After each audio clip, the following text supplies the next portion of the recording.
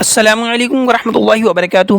محترم ناظرین کرام، ہمارے یوٹیوب چینل دین کی معلومات پر آپ کا استقبال ہے۔ اگر آپ ہمارے چینل پر نئے ہیں یا آپ نے ابھی تک ہمارا چینل سبسکرائب نہیں کیا ہے تو ضرور سبسکرائب کر لیں اور ویڈیو کو لائک اور شیئر کرنا نہ بھولیں۔ ہم آپ کے سامنے پیش کر رہے ہیں الفیۃ الحدیث کا اردو ترجمہ حدیث نمبر سیریل کے ساتھ۔ بسم اللہ الرحمن الرحیم۔ باب ما جاء فی ان الصوم والافطار لرؤیۃ الہلال، اس بات کا بیان کہ روزہ رکھنا اور روزے کا چھوڑنا چاند دیکھ کر ہوگا۔ حدیث نمبر 549۔ عن ابن عمر رضی اللہ عنہما عن النبی صلی اللہ علیہ وسلم انه ذکر رمضان فقال لا تصوموا حتى تروا الهلال ولا تفطروا حتى تروه فإن أغمي عليكم فاقدروا له۔ حضرت عبداللہ بن عمر رضی اللہ عنہ سے روایت ہے کہ نبی کریم صلی اللہ علیہ وسلم نے رمضان کا ذکر فرمایا تو ارشاد فرمایا کہ روزہ نہ رکھو جب تک کہ چاند نہ دیکھ لو، اور روزہ رکھنا نہ چھوڑو جب تک کہ چاند نہ دیکھ لو، اور اگر تم پر بدلی چھا جائے یعنی کہ بادلوں کی وجہ سے چاند نہ دکھے تو اندازہ کر لو، مطلب تعداد کو مکمل 30 کر لو۔ حدیث نمبر 550۔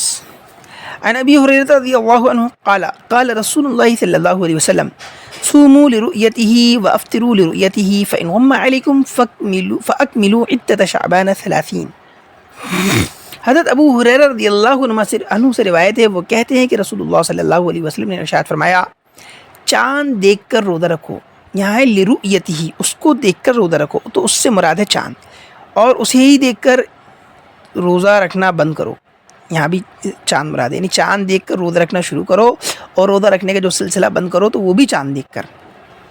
اور اگر تم پر بدلی چھا جائے یعنی کہ بادلوں کی وجہ سے، ابر کی وجہ سے چاند نہ دکھے تو شعبان کی تعداد مکمل 30 کر لو،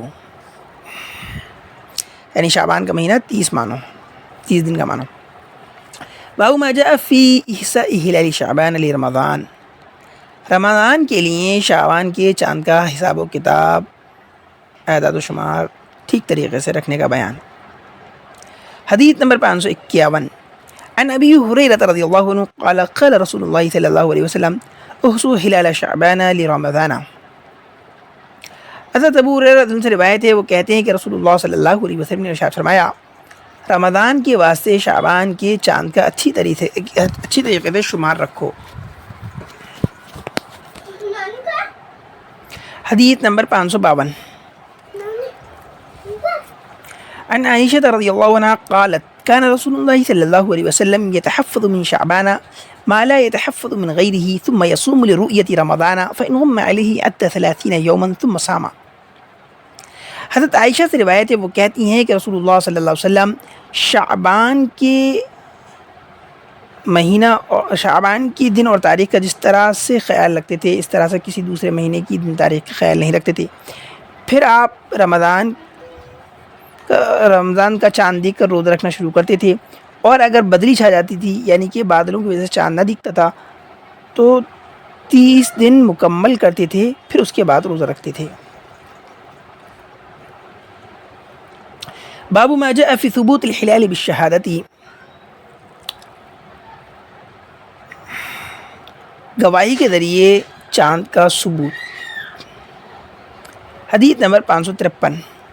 عن ابن عباس رضی اللہ عنہ قال، حضرت ابن عباس رضی اللہ عنہ سے روایت ہے، وہ کہتے ہیں جاء اعرابی الی النبی صلی اللہ علیہ وسلم، ایک دیہاتی نبی کریم صلی اللہ علیہ وسلم کے پاس آیا، فقال، اور اس شخص نے کہا انی رأیت الہلال، یعنی ہلال رمضان، میں نے رمضان کا چاند دیکھ لیا ہے۔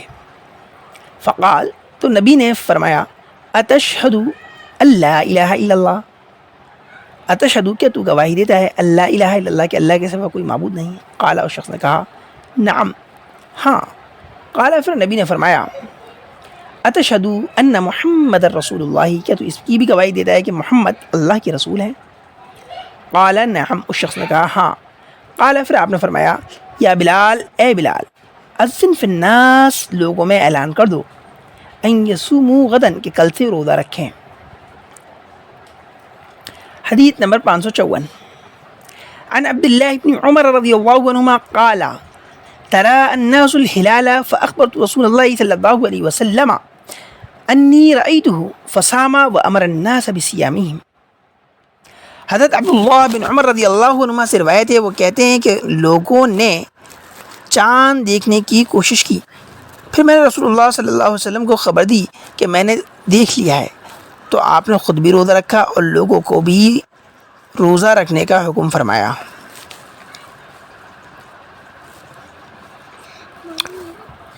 باب ما جاء في النهي عن التعجيل بصوم قبل دخول رمضان وعن صوم يوم الشك۔ رمضان کے داخل ہونے سے پہلے روزہ رکھنے میں جلدی کرنے کی ممانعت اور شک کے دن کا روزہ رکھنے کی ممانعت، یعنی رمضان کے داخل ہونے سے پہلے روزہ رکھنے میں جلدی کرنے کی ممانعت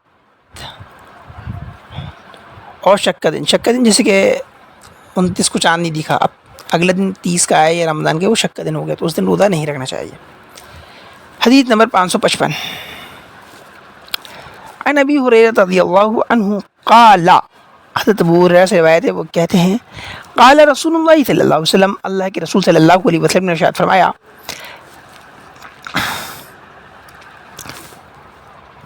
لا يتقدمن احدكم رمضان بصوم يوم او يومين الا ان يكون الرجل كان يصوم صوما فليصوم ذلك اليوم۔ تم میں سے کوئی شخص رمضان سے ایک دن یا 2 دن پہلے سے روزہ رکھنے کا سلسلہ شروع نہ کرے، الا ہے کہ کوئی وہ ایسا شخص ہو جو کسی خاص دن کا روزہ رکھتا ہو اور وہ دن جو ہے وہ رمضان سے 1-2 دن پہلے پڑ جائے تو وہ اس دن کا روزہ رکھ سکتا ہے۔ حدیث نمبر 556 عن عمار بن یاسر رضی اللہ عنہ قال، حضرت عمار بن یاسر سے روایت ہے، وہ کہتے ہیں من صام اليوم الذي يشك فيه فقد عصى ابا القاسم صلی اللہ علیہ وسلم، جس شخص نے ایسے دن کا روزہ رکھا جس میں کہ شک ہو تو اس نے نبی ابو القاسم صلی اللہ علیہ وسلم کی نافرمانی کی۔ باب ما جاء في فضل السحور والترغیب فيه، سحری کے کھانے کی فضیلت اور اس کی ترغیب کا بیان۔ حدیث نمبر 557 عن انس رضی اللہ عنہ قال قال رسول اللہ صلی اللہ علیہ وسلم تسحروا فإن في السحور برکہ۔ حضرت انس سے روایت ہے، وہ کہتے ہیں کہ رسول اللہ صلی اللہ علیہ وسلم نے ارشاد فرمایا سحری کھاؤ اس لیے کہ سحری کھانے میں برکت ہے۔ حدیث نمبر 558 عن عمرو بن العاص رضی اللہ عنہ قال قال رسول اللہ صلی اللہ علیہ وسلم فصل ما بین صیامنا وصیام اہل الکتاب اکلۃ السحر۔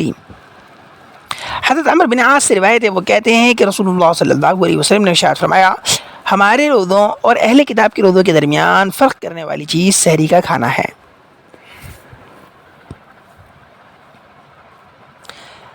باب ما جاء في تعجيل الافطار وتأخير السحور،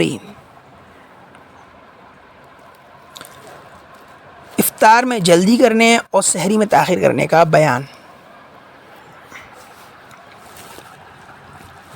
حدیث نمبر 559 عن ابی ذر رضی اللہ عنہ قال قال رسول اللہ صلی اللہ علیہ وسلم لا تزال امتی بخیر ما عجلوا الافطار واخروا السحور۔ حضرت ابو ذر رضی اللہ عنہ سے روایت ہے، وہ کہتے ہیں کہ رسول اللہ صلی اللہ علیہ وسلم نے ارشاد فرمایا میری امت اس وقت تک خیر پہ قائم رہے گی، بھلائی پہ قائم رہے گی جب تک کہ افطار میں جلدی کرتی رہے گی اور سحری میں تاخیر کرتی رہے گی۔ حدیث نمبر 560 عن ابی ہریرہ رضی اللہ عنہ قال قال رسول اللہ صلی اللہ علیہ وسلم قال اللہ تعالی احب عبادی الی اعجلهم فطرا۔ حضرت ابو ہریرہ سے روایت ہے، وہ کہتے ہیں کہ رسول اللہ صلی اللہ علیہ وسلم نے ارشاد فرمایا کہ اللہ تعالیٰ فرماتے ہیں میرے بندوں میں مجھے سب سے زیادہ محبوب وہ ہیں جو افطار کرنے میں جلدی کرتے ہیں۔ حدیث نمبر 561 عن انس عن زید بن ثابت قال تسحرنا مع رسول الله صلی اللہ علیہ وسلم ثم قام الى الصلاة قلت كم كان بين الاذان والسحور قال قدر 50 آیہ۔ حضرت انس سے روایت ہے، وہ زید بن ثابت سے روایت کرتے ہیں، وہ کہتے ہیں کہ ہم نے رسول اللہ صلی اللہ علیہ وسلم کے ساتھ سحری کی، پھر آپ نماز کے لیے کھڑے ہوئے تو حضرت انس کہتے ہیں میں نے زید بن ثابت سے کہا کہ اذان اور سحری کے درمیان کتنا فاصلہ ہوتا تھا، تو انہوں نے بتایا 50 آیتوں کا۔ تو اس حدیث سے یہ پتہ چلتا ہے کہ سحری کا وقت ختم ہونے کے سحری کا کھانا جو ہے اتنی دیر پہلے بند کر دینی چاہیے جتنی دیر میں جو ہے 50 آیتیں پڑھی جا سکیں، یعنی کہ فجر کی اذان سے اتنی دیر پہلے سحری کھانا بند کر دیں جتنی دیر میں قرآن کی 50 آیتیں ہم پڑھ سکتے ہیں، اور تقریباً یہ 5 منٹ کا وقفہ ہوتا ہے، اس لیے جو سحری کے ختم ہونے کا ٹائم ہے اس سے 5 منٹ پہلے سحری ختم کر دینی چاہیے۔ باب ما جاء في الترغيب في الافطار على التمر فإن لم يجد فعلى الماء، کھجور سے افطار کرنے کی ترغیب، اور اگر وہ نہ ملے تو پانی سے افطار کرنے کی ترغیب۔ حدیث نمبر 562،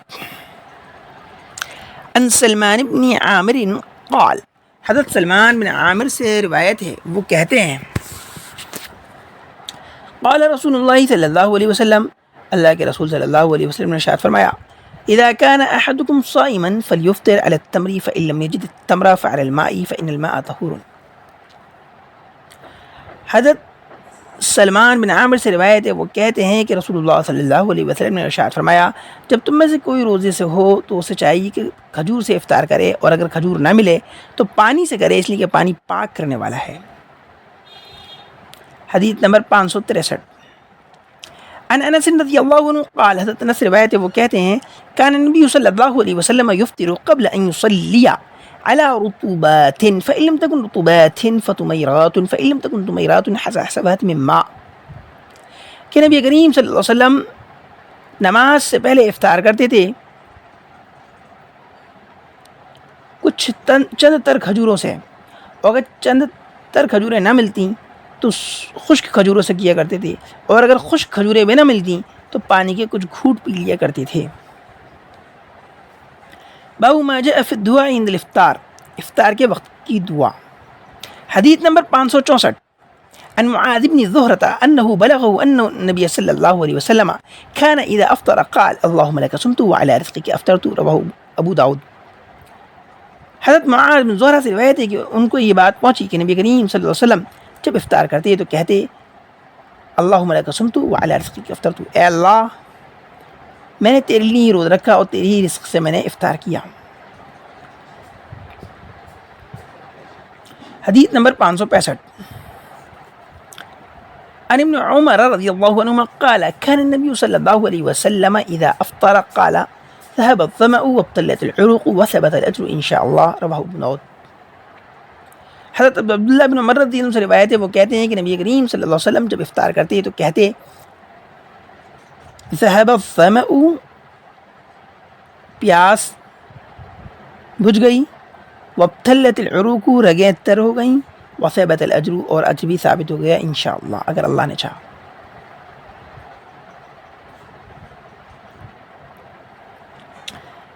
باب ما جاء في الصائم اکل او شرب ناسیا،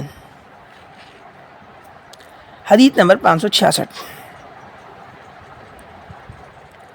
عن ابی ہریرہ رضی اللہ عنہ قال قال رسول اللہ صلی اللہ علیہ وسلم من نسی وهو صائم فاکل او شرب فلیتم صومه فانما اطعمه اللہ وسقاه۔ حضرت ابو ہریرہ سے روایت ہے، وہ کہتے ہیں کہ رسول اللہ صلی اللہ علیہ وسلم نے ارشاد فرمایا، جو شخص